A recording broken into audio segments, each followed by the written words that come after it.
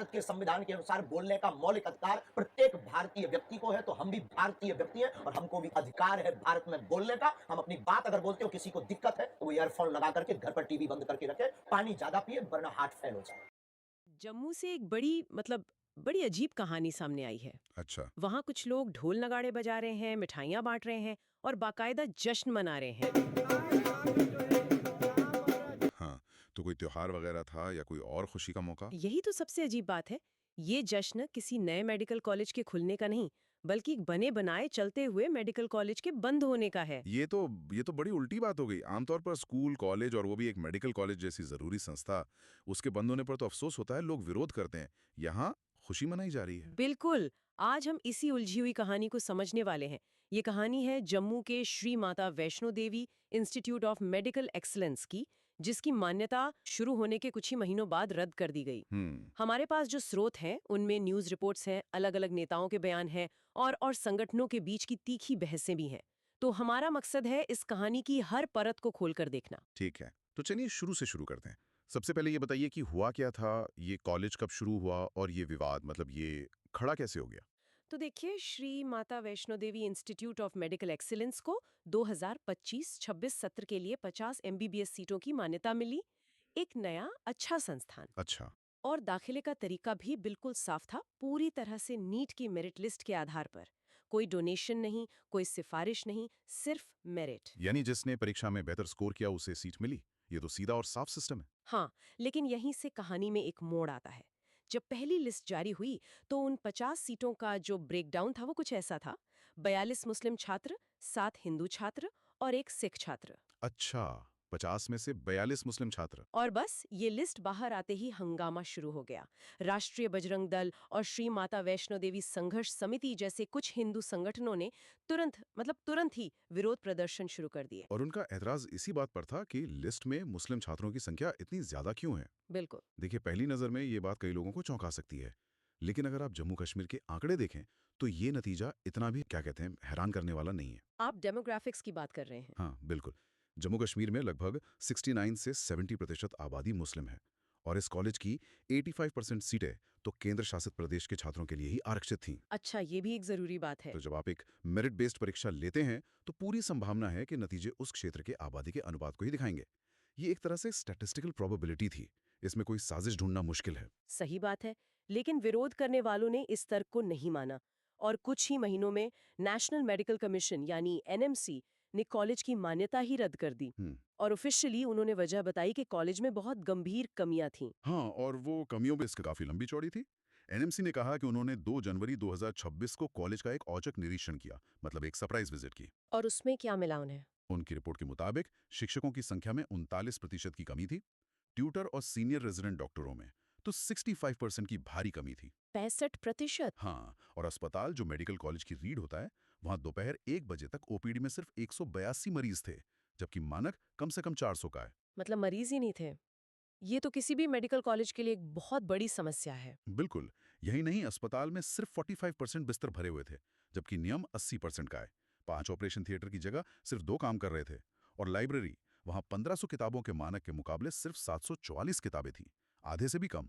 तो एनएमसी की रिपोर्ट के हिसाब से तो कॉलेज चलने लायक ही नहीं था। ये तो वाकई काफी मजबूत लगते हैं। कागज पर तो ये केस बिल्कुल सीधा लगता है। लगते तो हैं, लेकिन यहीं पर कहानी में एक पेच है। सवाल है टाइमिंग का। टाइमिंग का? कैसे? देखिए, किसी भी नए संस्थान में शुरुआत में कुछ कमियां हो सकती हैं। हम्म। आमतौर पर एनएमसी पहले नोटिस देती है, हम्म। सुधार करने का समय देती है। यहाँ तो मान्यता मिलने के कुछ ही महीनों बाद बिना किसी वार्निंग के उसे सीधे रद्द कर दिया गया। ये बहुत अजीब है। और ये शक तब और गहरा हो जाता है जब आप ये देखते हैं कि ये इंस्पेक्शन हुआ किसके कहने पर था। हाँ। श्री माता वैष्णो देवी संघर्ष समिति, जो इस कॉलेज के खिलाफ प्रदर्शन कर रही थी, उसने खुद दावा किया कि ये औचक निरीक्षण उनके ही अनुरोध पर करवाया गया था। बिल्कुल। और कॉलेज के अंदर से भी कुछ ऐसी ही बातें निकल कर आईं। कुछ फैकल्टी मेंबर्स ने अपना नाम ना बताने की शर्त पर मीडिया को बताया कि ये जो इंस्पेक्शन था ये सर्दियों की छुट्टियों के दौरान हुआ, अच्छा। जब लगभग 50% स्टाफ छुट्टी पर था और उन्हें इसकी सूचना सिर्फ 15 मिनट पहले दी गई। सिर्फ 15 मिनट पहले? तो क्या ये एक तरह का सेटअप था? मतलब जानबूझकर ऐसी टाइमिंग चुनी गई ताकि कॉलेज कमजोर दिखे? देखिए, सेटअप कहना एक बड़ा आरोप होगा, लेकिन ये तो मानना पड़ेगा कि इस टाइमिंग ने कॉलेज को अपना पक्ष मजबूती से रखने का मौका नहीं दिया। ये पूरी प्रक्रिया पर एक बड़ा सवालिया निशान लगाता है। ठीक है, तो ये तो होगी कागजी कहानी और उसके पीछे के शक। लेकिन मुझे अभी भी ये बात हजम नहीं हो रही कि लोग एक मेडिकल कॉलेज के बंद होने पर जश्न क्यों मना रहे थे। इसके पीछे की असली कहानी क्या थी? असली कहानी प्रदर्शनकारियों की मांगों में छिपी है। उनकी दलील बहुत सीधी और साफ थी। क्या कह रहे थे वो लोग? उनका कहना था कि ये college Shri Mata Vaishno Devi shrine board के पैसे से बना है और ये पैसा भक्तों के दान और चढ़ावे से आता है। हाँ, ये तो सच है। तो उनका तर्क था क्योंकि ये पैसा हिंदू भक्तों का है, इसलिए इस कॉलेज में या तो 100% सीटें सिर्फ हिंदू छात्रों को मिलनी चाहिए। 1 मिनट, 100%। लेकिन नीट के नियमों के तहत ये कैसे मुमकिन है? वो तो एक राष्ट्रीय परीक्षा है। बिल्कुल मुमकिन नहीं है। यही तो बात है। ये एक असंभव मांग थी। उनकी दूसरी मांग थी कि अगर ऐसा नहीं हो सकता तो इस मेडिकल कॉलेज को बंद कर दिया जाए और इसकी जगह एक गुरुकुल खोल दिया जाए। गुरुकुल मेडिकल कॉलेज की जगह? हाँ, राष्ट्रीय बजरंग दल के नेता राकेश बजरंगी ने एक टीवी डिबेट में ये बात खुलकर कही। और जब मान्यता रद्द हो गई तो उन्होंने जश्न मनाया। जोर शोर से पटाखे फोड़े, मिठाइयां बांटी और कहा कि हमारा पैसा बच गया।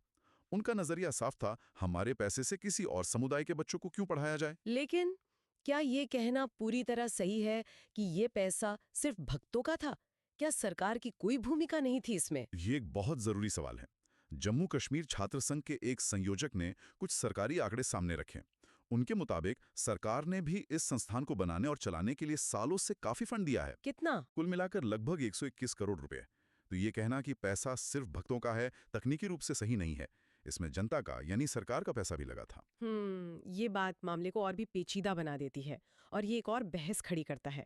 भारत में बहुत से अल्पसंख्यक धार्मिक ट्रस्ट हैं जो अपने कॉलेज और स्कूल चलाते हैं। बिल्कुल। उन्हें माइनॉरिटी इंस्टीट्यूशन का दर्जा मिलता है और वो अपने समुदाय के लिए सीटें आरक्षित कर सकते हैं। हाँ, जैसे अलीगढ़ मुस्लिम यूनिवर्सिटी या सेंट स्टीफेंस कॉलेज। लेकिन श्री माता वैष्णो देवी कॉलेज को ऐसा कोई दर्जा नहीं दिया गया था। वो एक सामान्य मेडिकल कॉलेज था जो पूरी तरह से नीट की मेरिट पर आधारित था। उसे हिंदू संस्थान के तौर पर स्थापित नहीं किया गया था। तो साफ तौर पर दो अलग-अलग कहानियां हैं जो एक दूसरे से टकरा रही हैं। एक कहानी मानकों की कमी की है और दूसरी कहानी धार्मिक पहचान के आधार पर हुए जबरदस्त विरोध की। और सच शायद इन दोनों के बीच कहीं है। या हो सकता है कि एक कहानी दूसरी को छिपाने का बस एक बहाना हो और इस पूरी खींचतान का राजनीतिक असर भी बहुत गहरा हुआ। हाँ, नेताओं ने क्या कहा? जम्मू कश्मीर के पूर्व मुख्यमंत्री उमर अब्दुल्ला ने इस पर बहुत सख्त प्रतिक्रिया दी। उन्होंने जश्न मनाने वालों की कड़ी आलोचना करते हुए कहा कि ये जम्मू कश्मीर के बच्चों के भविष्य के साथ खिलवाड़ है। उन्होंने भविष्य की क्या बात की? उन्होंने एक बहुत महत्वपूर्ण बात कही। उन्होंने समझाया कि अभी तो ये सिर्फ 50 सीटों की शुरुआत थी। हाँ। भविष्य में जब ये कॉलेज पूरी तरह विकसित हो जाता हाँ। तो इसकी सीटें बढ़कर 400 तक हो जाती और क्योंकि 85% सीटें स्थानीय छात्रों के लिए थी, इसका सबसे ज्यादा फायदा जम्मू के ही हिंदू और मुस्लिम दोनों समुदायों के बच्चों को होता। मतलब एक दूरगामी अवसर को खत्म कर दिया गया। बिल्कुल।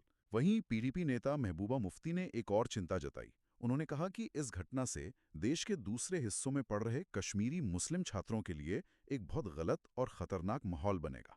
उनका डर क्या था? उनका डर ये था कि अब हर जगह छात्रों को उनकी योग्यता से पहले उनकी धार्मिक पहचान से देखा जाएगा कि अगर किसी संस्थान में कश्मीरी मुस्लिम छात्र ज्यादा हैं तो उस पर सवाल उठाए जाएंगे। ये एक बहुत खतरनाक मिसाल कायम करता है। और बीजेपी का क्या रुख था इस पर? वहां थोड़ी मिलीजुली प्रतिक्रिया थी। कुछ स्थानीय नेता जश्न मनाने वालों के साथ दिखे, जबकि पार्टी के बड़े नेताओं ने इसे पूरी तरह से एनएमसी का एक तकनीकी और मानकों पर आधारित फैसला बताया। मतलब उन्होंने इसे धर्म से जोड़ने से साफ इनकार कर दिया। हाँ। तो हर कोई अपनी अपनी राजनीति कर रहा है, लेकिन इन सब राजनीतिक और धार्मिक बहसों के बीच वो 50 छात्र कहाँ हैं जिनका भविष्य दांव पर लग गया?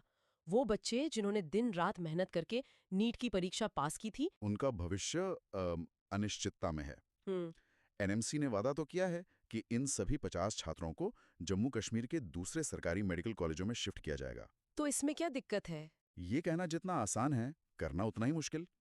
एक छात्र ने मीडिया से बात करते हुए अपनी चिंता बताई, जो बहुत वाजिब है। उसने कहा कि इस नए कॉलेज में उन्हें जो सुविधाएं मिल रही थीं, वे शायद ही कहीं और मिलें।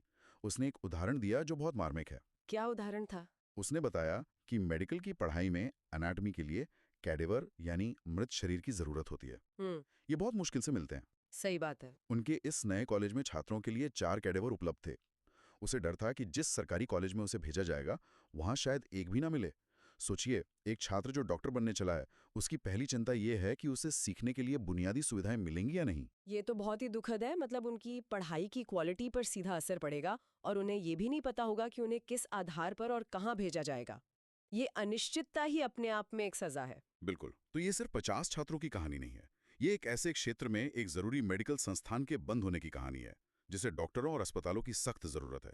ये एक उम्मीद के टूटने की कहानी है। और ये घटना समाज में मौजूद एक गहरी दरार की ओर भी इशारा करती है। हमारे पास एक स्रोत है जिसमें कुछ हिंदू और मुस्लिम युवा इसी मुद्दे पर बैठकर बात कर रहे हैं।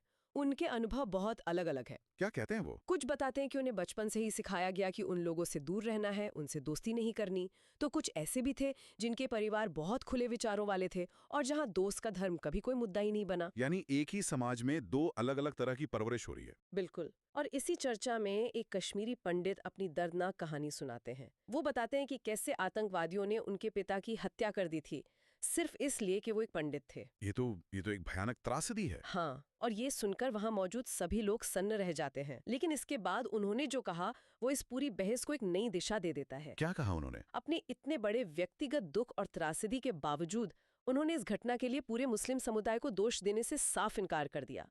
उन्होंने कहा कि ये कुछ अपराधियों का काम था, पूरे समुदाय का नहीं। उन्होंने व्यक्तिगत अपराध को सामूहिक दोष में बदलने से मना कर दिया। ये एक बहुत बड़ी और गहरी बात है। और यहीं पर ये दोनों स्थितियां, मेडिकल कॉलेज वाली और एक कश्मीरी पंडित वाली, एक ही सवाल पर आकर मिलती हैं। व्यक्तिगत योग्यता बनाम सामूहिक पहचान। कैसे? इसे थोड़ा और समझाइए। देखिए, मेडिकल कॉलेज में छात्रों को उनकी व्यक्तिगत नीट मेरिट के आधार पर सीट मिली थी।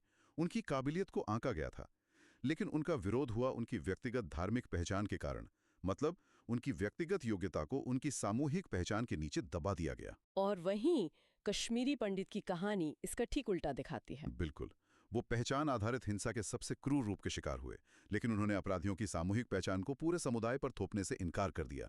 एक तरफ शिक्षा के मंदिर में व्यक्तिगत योग्यता को सामूहिक पहचान ने हरा दिया, और दूसरी तरफ हिंसा से पैदा हुए जख्मों के बावजूद एक व्यक्ति ने व्यक्तिगत जिम्मेदारी को सामूहिक दोष से ऊपर रखा। ये हमें सोचने पर मजबूर करता है कि हम एक समाज के तौर पर किस रास्ते पर जा रहे हैं।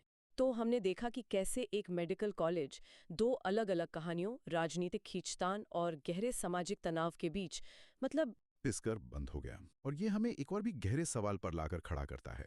एक स्रोत में आचार्य प्रशांत धर्म और अध्यात्म की प्रकृति पर एक बहुत दिलचस्प बात कहते हैं। क्या कहते हैं वो? वो कहते हैं कि असली धर्म या अध्यात्म का मतलब दूसरों की मान्यताओं पर नहीं, बल्कि अपनी ही सबसे गहरी मान्यताओं और पहचानों पर सवाल उठाना है, खासकर तब जब वो दुख का कारण बन रही हो। मतलब अपनी पहचान से, चाहे वो धार्मिक हो या कोई और, इतना भी नहीं चिपक जाना कि वो खुद के लिए या दूसरों के लिए पीड़ा का कारण बन जाए। ठीक यही। वो बदला लेने की भावना पर भी एक बहुत जरूरी बात कहते हैं। उनका कहना है कि असली बदला किसी को पलटकर थप्पड़ मारने में नहीं है, क्योंकि ऐसा करके आप उसी की नकल कर रहे होते हैं, आप उसी के जैसे बन जाते हैं। अच्छा। असली बदला उस अज्ञान को, उस नासमझी को खत्म करने में है जिसकी वजह से पहली चोट पहुंची थी। यह एक बहुत शक्तिशाली विचार है। मतलब अंधेरे से लड़ने के लिए खुद अंधेरा बन जाना कोई जीत नहीं है। जीत तो अंधेरे को रोशनी से खत्म करने में है। और यहाँ तो रोशनी का एक केंद्र, एक कॉलेज ही बंद कर दिया गया। और यहीं पे ये पूरा मामला एक बहुत गहरे सवाल पर आकर रुक जाता है। एक तरफ शिक्षा और इलाज के जरिए समाज की पीड़ा कम करने की एक कोशिश हो रही थी, और दूसरी तरफ पहचान की राजनीति ने उस कोशिश को ही खत्म कर दिया। हाँ, मतलब एक काल्पनिक पीड़ा से बचने के नाम पर एक वास्तविक पीड़ा पैदा कर दी गई। तो श्रोताओं के लिए हमारा अंतिम विचार यही है। मेडिकल कॉलेज का विरोध करने वालों को लगा कि वे अपने धर्म की रक्षा कर रहे हैं। छात्रों को लगा कि उनकी योग्यता को उनके धर्म की वजह से सजा दी जा रही है। आचार्य प्रशांत का नजरिया कहता है कि असली अध्यात्म पीड़ा को समाप्त करने में है।